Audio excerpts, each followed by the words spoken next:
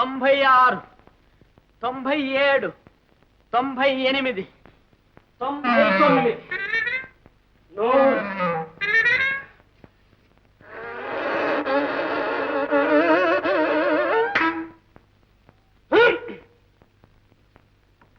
జై రామభక్త హనుమాన్. అమ్మా అమ్మో, నీరసం నీరసం, పాలు, గుమ్మ పాలు. వెంటనే తీసుకొస్తాను, ఒక్క నిమిషం. సేమ్ ద్వారా గద్దోరు ఉండరా? లేర్లే, లోపలికి రా. నాన్నంటే సరి, అడిలు చేస్తారు వీళ్ళంతా. చూడు, అక్కడ కూర్చొని బిచాండ తెరు. చెప్పండి. పద. బాబు, మీ కండలు కండలు ఇనప కడ్డీలు, మరి గడ్డవు ఇనప రజను. నాయనా, అమ్మా, ఇదేమిట్రా మంగళవారం పూట మీ నాన్న చూసారంటే ఇంకేమైనా ఉందా? చూస్తే బుద్ధి లేని గాడిద, పెళ్ళ నేలుకునే చవట అంటాడు. అంతేగా, నాకేం భయమా? సరే, మళ్ళీ దువ్వా చెట్టులో తొందర కానివ్వండి. ఒరే, దువ్వాలు నిండుగా కప్పుకోరా, దృష్టి తొగలేను. జాగ్రత్త.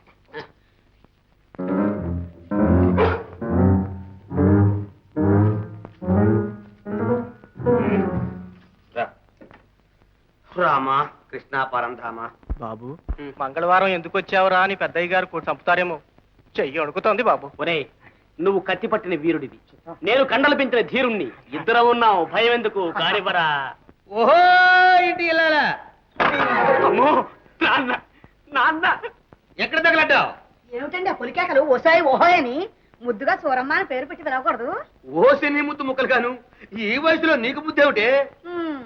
పోయి కాస్త నిప్పట్రా, చుట్టముట్టించుకోవాలి. అలాగే, ఇది అగ్గి పెట్టి.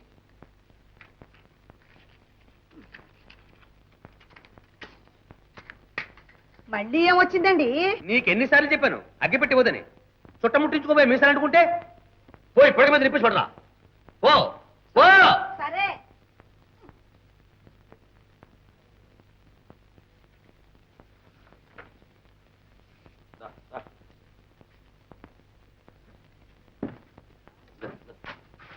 ఏరా, ఎందుకు వచ్చావు? క్షవరం. నేను మంగళవారం పూట చేయించుకొని తెలీదు.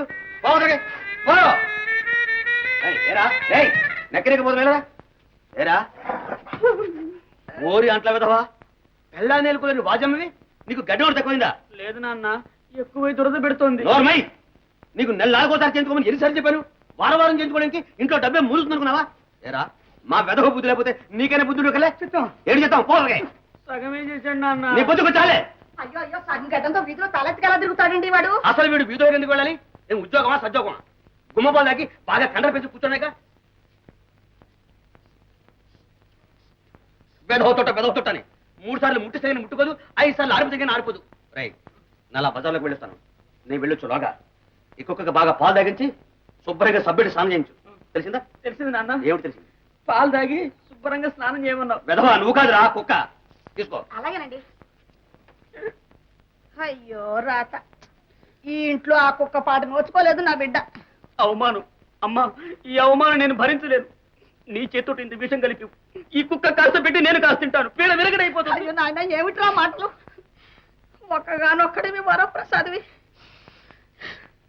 ఇదిగో బుజ్జి, చూడు, నేను డబ్బులు ఇస్తాను కానీ షాప్ కని చేయించురా. కళ్ళు కనిపించరా? బావా నువ్వా? అమ్మో, బావ వచ్చాడే. ఏం బావా, ఇదేనా రావడం? బావా, మెడ అలా పెట్టేవి? మెడ?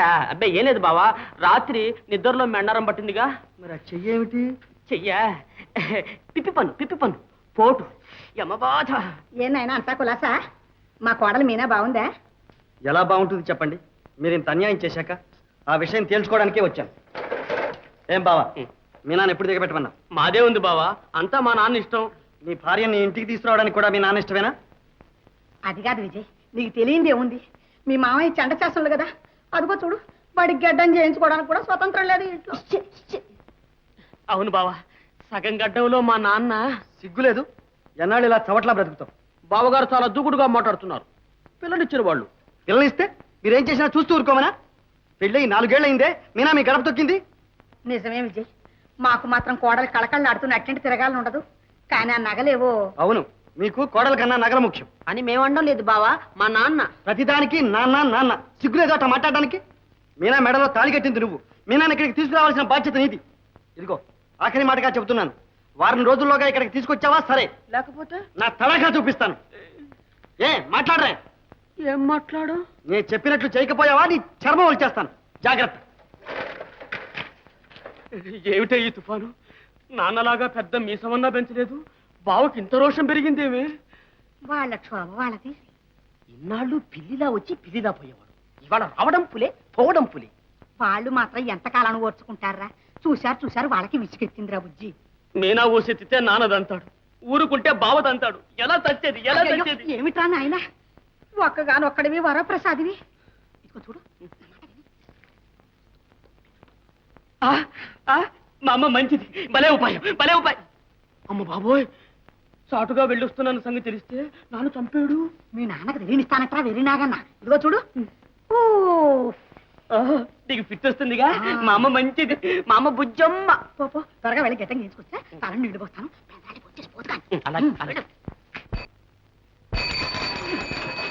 ఏమిటయ్యా తొందర, చూసి తాగకూడదు.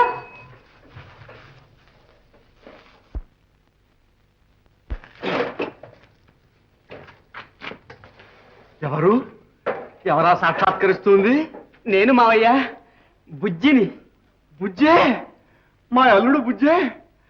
ఎన్నాళ్ళకెన్నాళ్లకు రామ రక్షక, ఈనాటికి నా పూజ ఫలించిందా తండ్రి? ధన్యోస్మి ధన్యోస్మి. మావయ్య, మీనా ఎక్కడా? ఉంది నాయన, అశోక వృక్షం కింద సీత అమ్మవారిలా ఉంది. ఇంకెందుకు మావయ్య, నేను వచ్చేసాగా పుష్పక విమానం మీద తీసుకుపోతాను. ఆహా ఆహా, ఎంత తీయని మాట. రాక రాక అల్లుడు ఇంటికొచ్చి తెగిపోయాయనుకున్న సంబంధాలు మళ్ళీ కలుస్తున్నాయి. అదే బతికుంటేనా? ఎవరు మావయ్య? అదేరా మీ అత్తయ్య. ఈనాడు నిన్ను చూసి ఎంత పండుగ చేసేదో.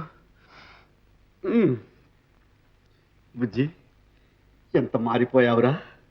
నిన్నెప్పుడో ఆనాడు పెళ్లిలో చూశాను. సన్నగా పీలగా వానపాములా ఉండేవాడివి. ఇప్పుడు అబ్బా, కొండలు పెంచి కొండ సెలవులాగున్నానా? అంతా శ్రీరామచంద్రుల వారి దయ. రానాయనా రా. ముందు ఆ శ్రీరాముల వారిని దర్శించి ఆశీర్వచనం పొంది మరీ లోపలికి పోదువు గాని. ఎందుకు మావయ్య, రామచంద్రుడు లాంటి వాడిని మిమ్మల్ని చూశానుగా. అపచారం అపచారం. నేను ఉత్త రాంభజన రామదాసును మాత్రమే. అయోధ్య రాముడు అక్కడున్నాడు ఆయన. పదండి మా.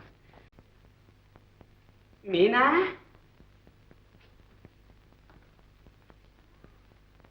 మీనా,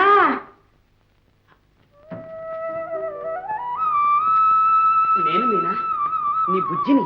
వచ్చేసాగా. మీనా, ఇలా చూడు. మీనా, ఏడుస్తున్నావా? అదేమిటి మీనా, నిన్ను చూడాలని రెక్కలు కట్టుకుని ఎగురొచ్చాను. నీకోసం పువ్వులు మిఠాయి అన్నీ తెచ్చాను. ఏమిటి మీనా? ఓహ్, ఇన్నేళ్ళు నేను రాలేదనైనా ఏడుస్తున్నా?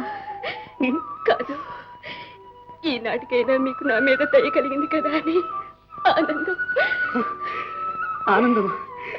అవును, నాకు ఆనందంగానే ఉంది.